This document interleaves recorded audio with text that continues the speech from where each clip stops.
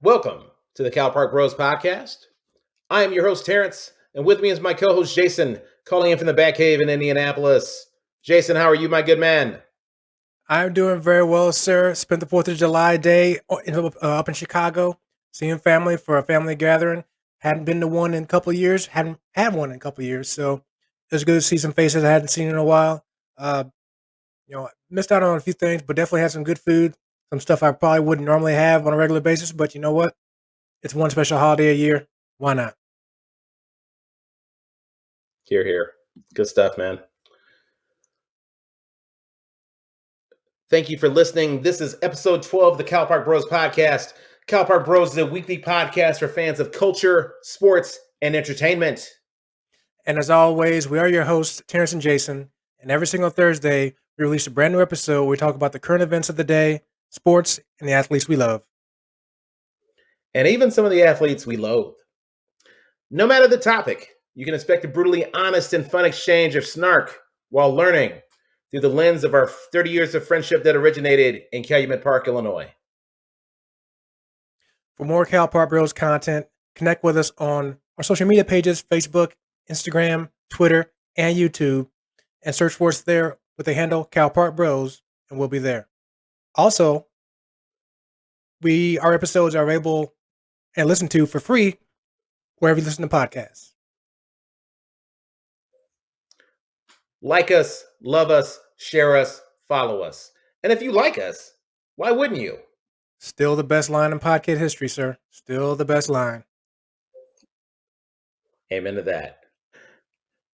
Jason, glad to hear you had a great 4th of July extended weekend with the fam.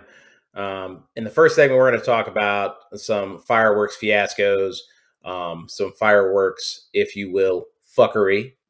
I've now used it at least once, I believe, in the last 3 episodes. Now that we're in our 40s, how do you feel about fireworks during the 4th of July? Well, you really can take the caveat out of that when it comes to the 40s part. I've never really been that huge in the fireworks. I mean, the ones obviously that, people might shoot off at night where you can see them nice and beautiful in the sky, those are one thing. But the ones that make the huge loud boom, I never really understood the gratification behind it. I mean, so I've never been a big fan of it. I definitely always recognize the danger of them, which probably is why my mom never allowed us to shoot them off ourselves. I'm sure the illegal part might have played a role in that as well. But I was never short of that entertainment if I wanted it. My next door neighbor Fabrizio, who you know very well, him and his brother were definitely huge into it. I remember the big years when they started stepping up their game, so forth and so forth, moving up to like half sticks of dynamite or quarter sticks of dynamite. Which I'm like, when I'm a kid, I'm like wondering where does somebody get dynamite from? Still don't really know, but apparently it's a thing. So, The short answer is Hammond, Indiana. That's the real answer. Well, yeah, pretty much, yeah. Because obviously, like I said, folks, in Illinois, fireworks are actually illegal. Amazingly enough, kind of surprised by that a little bit, but I don't know. But yeah, definitely, if you live in Chicago or even Alton, Illinois, you're only a small drive away from a state that is where it's legal. So, but yeah, I've never really been big into them. Not opposed to them as far as watching them from a distance. But because of the danger of them, I kind of am not really that into doing it. Like rather watching them right next to somebody shooting off like a neighbor or something like that. What about you, sir? What do you think?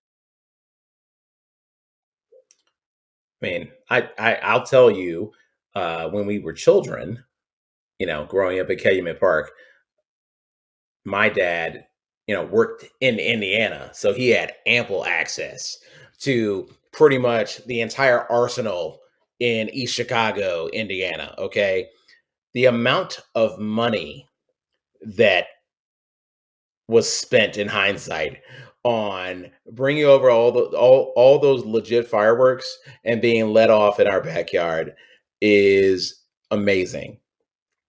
But it's legit firepower. Like that's how your ass ended up in the hospital at St. Francis.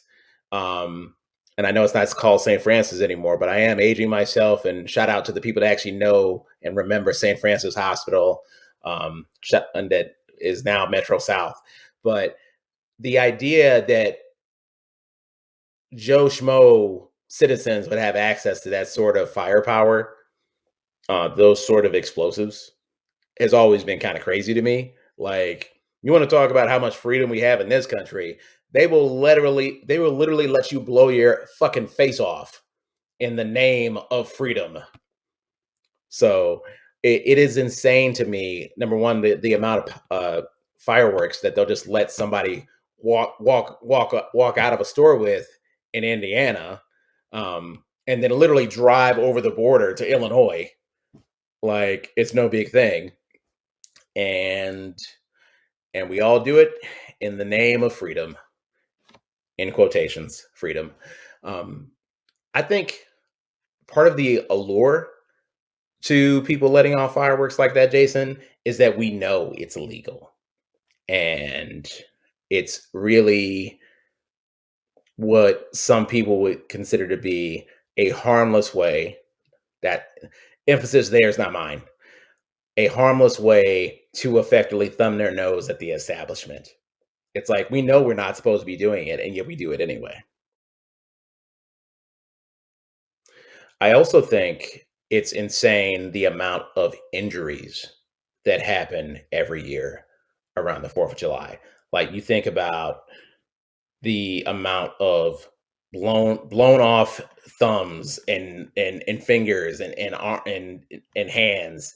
I mean, Jason Pierre-Paul, for Christ's sake, literally almost, couldn't play football again, because he got wrapped up into it. And then this week, know you sent me an article. A National Hockey League goalie for the Columbus Blue Jackets, he's 24 years old. He's fucking dead, because trying to have a good time, and fireworks apparently went awry, and he's unfortunately no longer with us now. So it is really interesting how ingrained it is into our culture here, even though it is obviously not good for a lot of our healths. So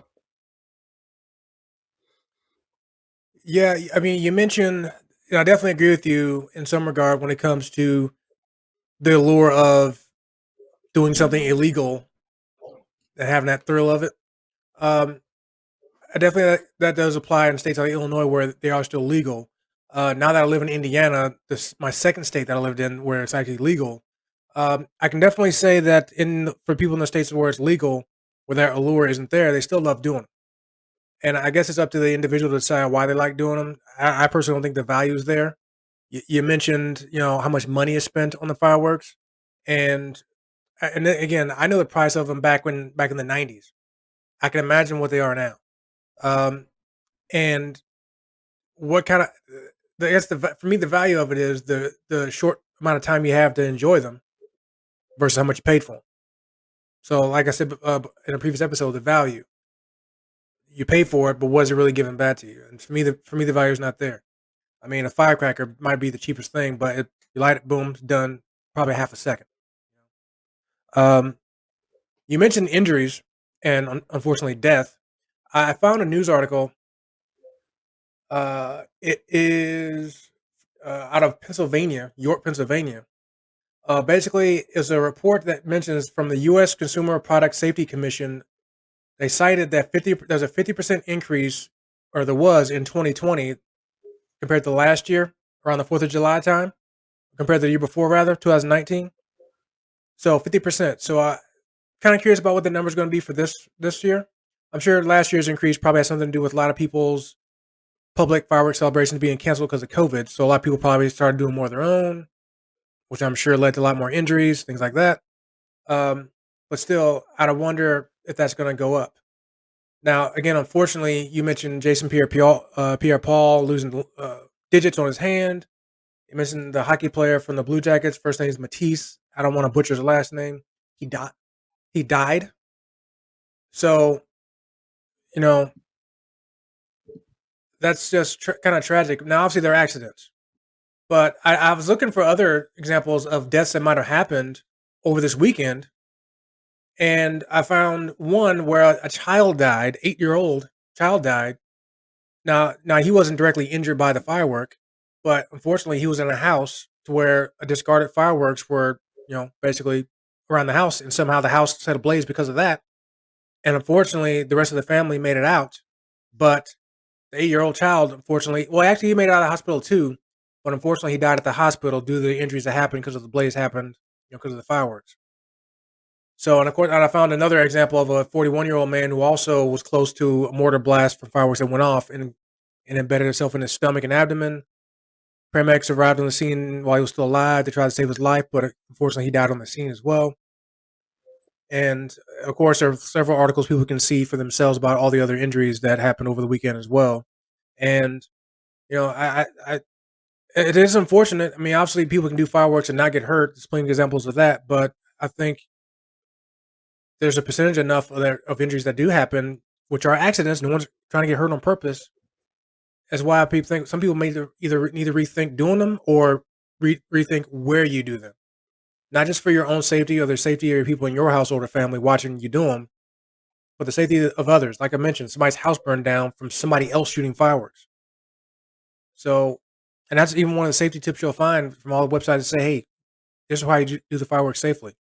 Don't do them in a residential area where there's several freaking houses around because that might happen. So, um, yeah, man, I just, you know, fireworks are great and they be fun, but unfortunately, when they get in the hands of people who aren't professionals, or even more so, people in the hands of people who are drunk shooting fireworks and aren't professionals at what they're doing, that probably makes it even worse. So, um, unfortunately, that's also going to lead to a lot of injuries. And I found plenty of websites out there that tell people, hey, this is how you can do it safely. But I think what happens is people fall in the mentality of, which goes outside of the spectrum of fireworks. People fall in the mentality of, oh, that's not going to happen to me.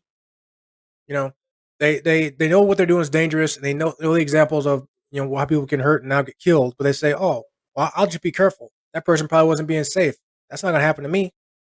And and unfortunately, I'm sure some of these people that got hurt or killed said the same thing at some point. Well, that's not going to happen to me. Unfortunately for them, it did. Yeah, I think there might be some legitimacy to that, but I also think there's tons of people when you try and tell them how to celebrate, up psychologically, there's something that goes on in people's brains that says, well, you're not going to tell me what to do. Even though that person may be a subject matter expert, this person may literally be giving you the best advice they possibly can, what is considered to be, historically accepted um, sound guidance for a variety of subjects. But sometimes some people look at that, oh, well, even though that person's a fucking expert, I'm not going to listen to them. That's I don't want to say that that's a uniquely American trait or a uniquely American problem, but that is absolutely a thing where we have people giving recommendations for something, and people, for whatever reason, psychologically would just say, no, I'm going to go the other way. Oh yeah, by the way, that riff on finding all that fire, all the fireworks, all that firepower in Hammond, that was a little tongue in cheek. There was a massive fire in Hammond, Indiana. I found this out from CBS2 News Chicago on July 5th, that literally a Hammond fireworks store just went up in blazes. And they said, ironically, it's not clear what started the fire. So yeah, I'm very pro fireworks being initiated by professionals. I actually like fireworks shows. Um, my wife and I went to one earlier this week. It was a good time. Um, I do enjoy the spectacle of celebrating America, um, assuming it's done properly. I love a good performance. So we're not poo-pooing the entire idea of fireworks here, but I do think there are some legitimate concerns when you're literally talking about loss of life, limb, property, in that order. Like, is it really worth losing your fucking eye over $100 of fireworks across the border? I'm gonna go out on a limb and say no. So, just my Yeah. thoughts. Jason, you got anything else? Oh, I got plenty, bro. But it's funny you mentioned losing an eye. I was reading one of these articles I was mentioning, and they were showing the demonstration about how easily, somebody can get hurt from the fireworks by doing something stupid. And of course, they're using like test dummies and things like that. And they show one where like a bottle rocket goes right into somebody's eye, and and it automatically made me think of all the times where I've seen people or been around people where they're, playing like war with bottle rockets, shooting them at each other, whatnot, right towards the face. As I'm sure you probably seen that as well. Hopefully, you never did it, but yeah, it just kind of does remind me of all the stuff that I probably might have been near or close to when it comes to idiocy. But yeah, I found a website called fireworks.com, and they basically have, of course, they have all sorts of different pages, but they actually have a website, or part of the website rather, has safety tips for fireworks, and some of it really is common sense. But like you said, though, people probably don't like being told how to do their stuff because they know what they're doing, or it's not going to happen to me, or I'll just be more careful. You know, like some of these are common sense, but children should not handle fireworks. Makes sense, right? Do not use alcohol with fireworks. In other words, don't be drunk shooting them off because you're using firepower there. Uh, Follow common sense. Purchase your fireworks from reliable sources. Fireworks, use them on a hard surface, which mostly I see people do. But also another thing that's in here too is don't use them on grass unless it's like highly watered or moistured. Use it in a clear, open area away from an audience, or in other words, people's houses. You use care, obviously. Use one at a time. In other words, don't put like 20 bottle rockets together. Obviously, make sure you have water sources nearby. Be mindful of windy conditions. Uh, the big one here, which is probably where I know a lot of people get hurt, is don't try to relight like basically the duds, the ones you think haven't gone off. Don't try to reuse them, or also spray them with water before you try to go picking them up, just in case. You know you don't want them going off in your hand or your face because you definitely don't want that. Properly to store used ones, as I mentioned. You may always use them outdoors, obviously, which you think would be common sense, but wear safety glasses, which I know people probably aren't going to do, but based off the story I just told you, it's probably a good idea. Use caution with animals, Jason, are obviously. you wearing safety glasses right now? Say what? Are you wearing safety glasses right now? No. Are you trying to be a smartass? But they just look very well. Some of us don't have to try; we just are. It's just your specs look very safety glass like today. Okay, I'm gonna attempt to not take that as an insult. But, but yeah, and you know what? And the last thing on here is be courteous to your neighbors. And I bring that up for one reason, not just the safety aspect of it, but also the common courtesy aspect to it. So I mentioned I was in Chicago, and we got back here around 11:30, a little after that, and one of my neighbors down the street here across the alley, I pull onto the street, and they got a ton of people by their house. They got a fireworks, display all set up in the street.